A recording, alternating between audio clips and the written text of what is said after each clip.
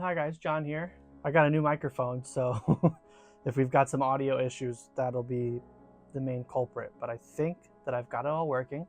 So today we're going to record a video that's mostly talking, of course, because I got a new mic, and if it goes wrong, it'll ruin the whole video.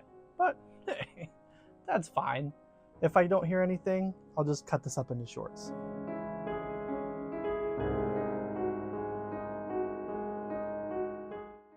Anyway, today we're going to do a little bit of talking. I think the title of the video is something along the lines of become a better artist today, or art hacks for your brain and how to be a better artist without practicing, something like that. I don't know. But today I'm going to talk to you about 5-ish tips that I would give to a beginner artist or someone who's struggling to be consistent or make stuff that they like, that you can change without practicing, just by changing your mindset, that'll make you a better artist. So today we're painting my cat Random. I don't know how well you can see the sketch on the paper, but you'll see as we go through with it. And it kind of ties in with my first one. So we'll just jump right into it. Number one is kind of a combo. I'm going to go ahead and say that it's two-parter. First part is don't take yourself too seriously. And the second part is your art doesn't always have to be good.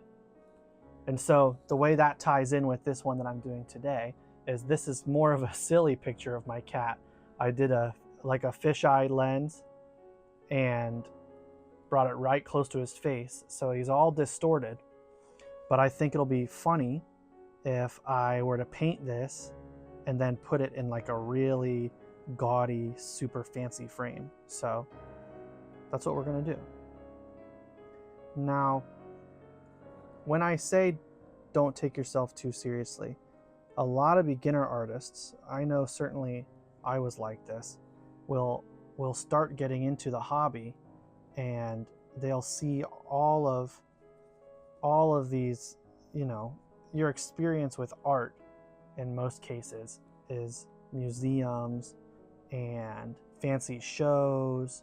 Maybe you watched like Antique Roadshow or whatever whatever that's called, and you're seeing all these people taking art very seriously, being very snobby about it, and you think that's how all art is supposed to be taken.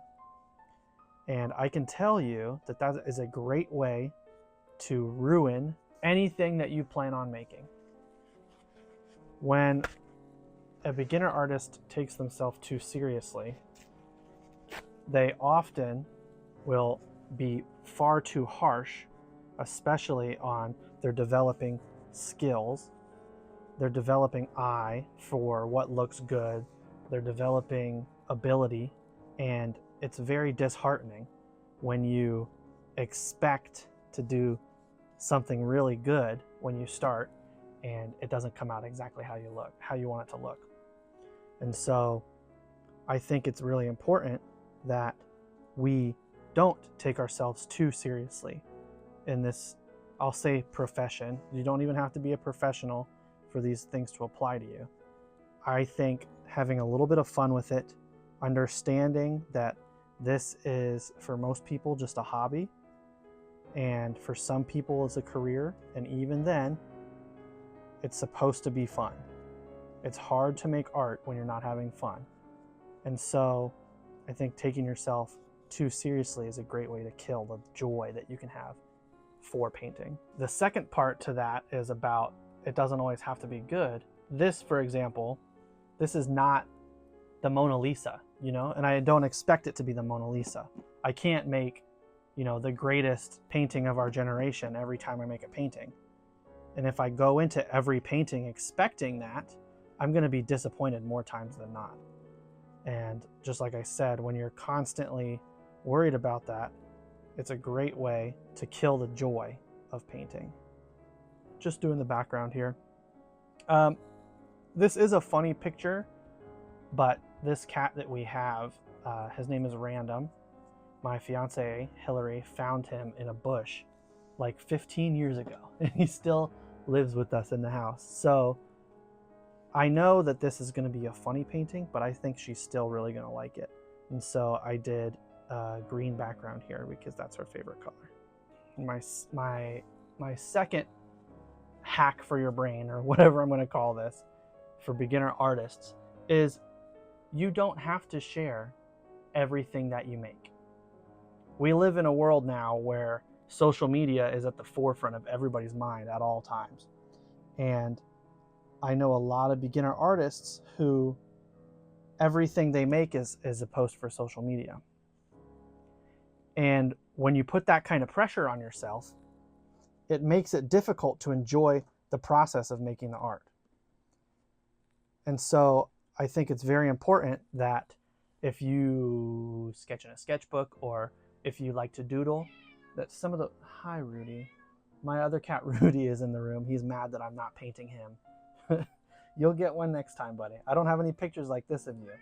I understand. He's a very chatty cat. Like I was saying, you don't have to share everything.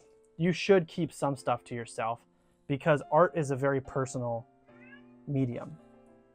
You are creating, and a lot of times, yes, for other people, but sometimes, and I would say in my experience, the majority of the time, creating art is deeply personal and not necessarily something that should be shared with the whole world. And so I think it's a good habit to sometimes, at least sometimes, make art just for yourself. Not share it with anybody else. Go into it expecting it to be something that you never show anyone. Because it's good to have some time like that. It allows you to experiment. It allows you to make mistakes and not stress about them too bad. It allows you to be more loose and prevents you from getting trapped in the content-pilled brain mindset. Everything's got to be incredible. Everything's got to be better than the last thing that I made, so that people keep coming back to look at it. It's a really toxic way of thinking. And so I think it's very important that if you are an artist, whether you paint like me, or you are a sculptor, or you're a dancer, or you sing, it's important that sometimes you do the thing that you're enjoying just for the enjoyment of doing it for yourself. Continuing on there, we'll get to number 3. And I think this one's a pretty important one, is when you're making something, whether it be for yourself, for somebody else, you have to be able to accept the inaccuracies. Now, I get a lot of comparisons to Bob Ross. I'm sure you can understand why if you've seen the thumbnail of any of my videos on YouTube. I am a white guy with an afro, so the Bob Ross comparisons, especially since I'm an artist, come constantly. I do like, however, that he has his little, happy accidents saying that everybody picked up on, because I think that's important, that you can make mistakes and still make beautiful things from those mistakes. You can't expect every time you go into a painting, like I said earlier, that it's going to be the greatest painting that's ever been made. Because then you're so stressed out about messing up that you stop yourself from ever getting loose or experimenting or trying new things, and that's really puts a cap on your artistic abilities. If you're too scared to mess up, or if you're so scared to mess up that you never even try, what's the point, right? And so you have to be able to accept those happy little accidents, like our friend Bobby R says, and you've got to be able to understand that that's gonna happen.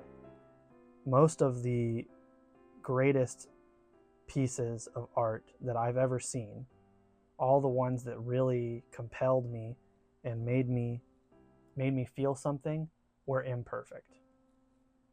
and that's okay. You know, we're not printers, we're humans. I say this all the time when I do commission work. People ask me, John, why did you do it like that? Or why are you being so loose? Why do you not care about perfectly accurate, hold the brush right, like way up at the tip so that I can control every movement of it? And that's because I'm not a printer. You know, when people are paying for a painting, or I'm giving a painting away to somebody, they like it because it's a painting. If they wanted a picture, they would just get a picture. I say this all the time. If somebody is paying me for a portrait and they want it to look exactly like a photo, I tell them right away, just get a photo. Because art is full of inaccuracies and inconsistencies and tiny little mistakes. That's what makes art interesting. And so you can't be afraid as a beginner artist to make mistakes and adapt to whatever mistakes happen to happen. Whatever mistakes happen. That's one of the most important skills I think any artist could develop, is adaptability. Being able to change your game plan halfway through a painting because something's not quite going how you planned, or you make a stroke that you weren't expecting to, and now you got to do things a little different. Then being able to make that adjustment halfway through is a very important skill to have. And so the way to develop that is to be okay with making the mistakes in the first place. You got to understand and expect that they will happen. And our goal as artists is to make the most beautiful thing we can with however many mistakes happen during it. You got to be able to adapt. If every time I screwed up, I threw a painting away, I'd never finish any paintings. And I think that's not a thing that everybody always thinks about. None of us are perfect. I'm just good at making you think that I was trying to do that. Maybe that's what I'm trying to say. You gotta trick yourself or everybody else into thinking that that was your plan all along. A lot of these paintings, okay, here, we'll use an archery analogy. I'm shooting the arrow, and then wherever the arrow lands, that's where I'm drawing the target. It's like, you don't have to know what was in my head. You just have to know what I put on the paper. And so being able to accept those inaccuracies and roll with the punches is a super, super important skill for any beginner artist. I think this one kind of combines into that pretty nicely, is you got to trust the process. If you don't have a process yet, this is a good time to make art for yourself, to make art in private, be okay with them being bad, and find a process that works for you. And once you find that process, stick to it. I could make a different painting in a different style every time I paint it if I wanted to, but why would I want to do that? You know, I found a process that works for me, and I just stick to that process.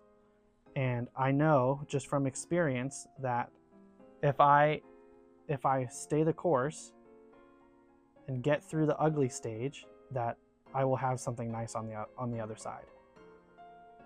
As here's a little little secret for those of you who are uninitiated. Every painting has an ugly stage. There's no way to avoid it. It's never going to look good the whole time. Every painting, regardless of the skill of the person painting it, has an ugly stage. Doesn't matter who you are. You could be the greatest artist of our generation. Every painting you make is going to have an ugly stage. Okay, I'm jumping now to my final art hack for your brain for the video today. And this one is actually a little bit more of a physical thing you can do that I think is very important. And I would never make a video like this without including this. And if you've watched any of my videos before, you may know where I'm going with this already before I even start it.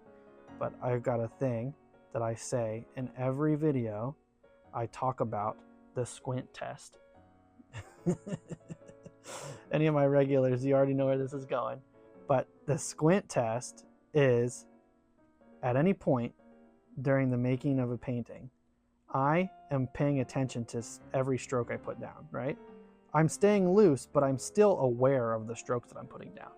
And because of that, I'm not seeing the painting as a whole. I'm seeing the painting as a combination of strokes. A good way that I have found to help me see the painting as a whole, to give me kind of progress updates as I go along, is by doing what I call the squint test. Very simple. The squint test is, while I'm making a painting, I will every once in a while lean back, step away, depending on the size of the painting or where I'm doing it. I will back up just a tad, and I'm going to squint my eyes. Squint them nice and tight, so it's just very blurry, very, very thin slit that you have to look through. And blur the whole painting in your view. And when I do that, I stop seeing the painting as a combination of strokes, and you can start to see the painting as one whole piece. And what is this actually doing for me? Well, anytime anybody, after I finish this painting, anytime anyone ever looks at it, maybe not anytime, but I would say that 9 times out of 10, for the rest of the time that this painting exists, people are going to look at it as an entire painting. They're not going to get right up into it, inspect every line and every stroke. They are going to look at it as a whole painting.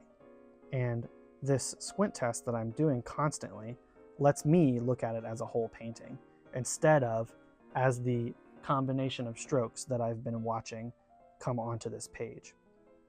I talk about this in all of my painting classes that I teach.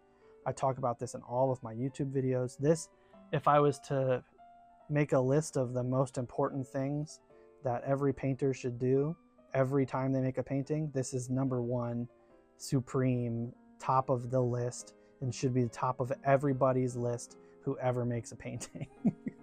I'm not exaggerating. This is the most important thing for any artist at all, especially in the visual medium, where it's important that we can see what's going on. Squint test, squint test, squint test, squint test, squint test. I'll say it 100 times. I'll shout it from the rooftops. You should always be squinting your eyes, just checking to see your progress. I've explained this so many times that I've kind of run out of unique ways to explain it. But I'm constantly squinting, constantly checking. And that's super, super important for my process, and should be super important for anybody else's process. So I think those were all the things I had written down here. And so I'm just going to go ahead and shut up and let the music play, and we'll finish this guy up. I'll tune back in toward the end.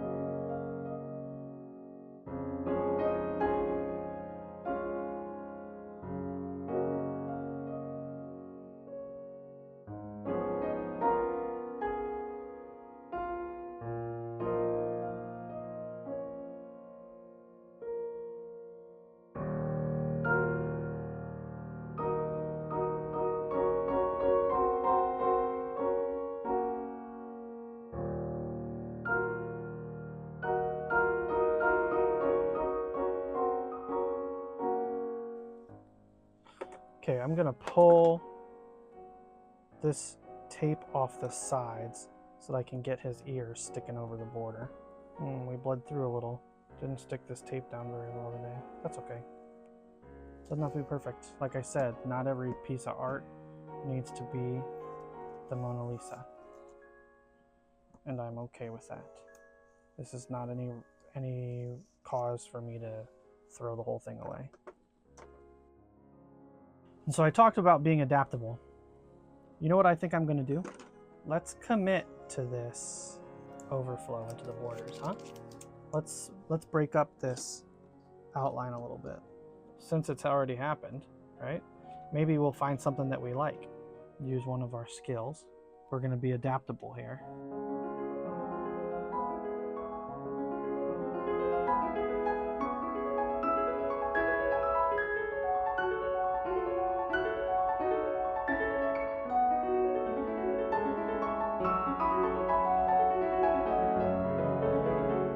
I actually like that.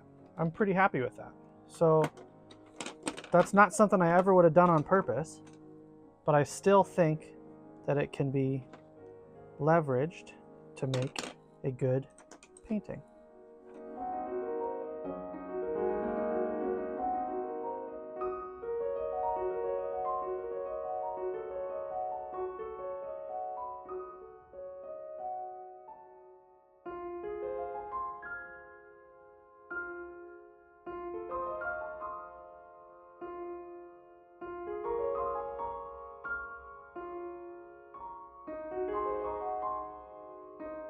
Cool. I'm actually really happy with that. I'm glad that we messed up the tape because I think that looks really cool. He's almost busting out of the frame now, and the frame's busting with him, you know? So I'm actually really happy that we screwed that up. Okay. There's our lovely random painting. I'm going to go ahead and sign it, and we'll call it a day. Thank you guys for watching. I really appreciate it. If you enjoyed the video, please don't be afraid to leave a like and a comment. Hit the bell icon so that you're notified every time I post. Share this with your friends, you know, all of that YouTube stuff. And we'll cut to some glamour shots. I'll see you in the next one.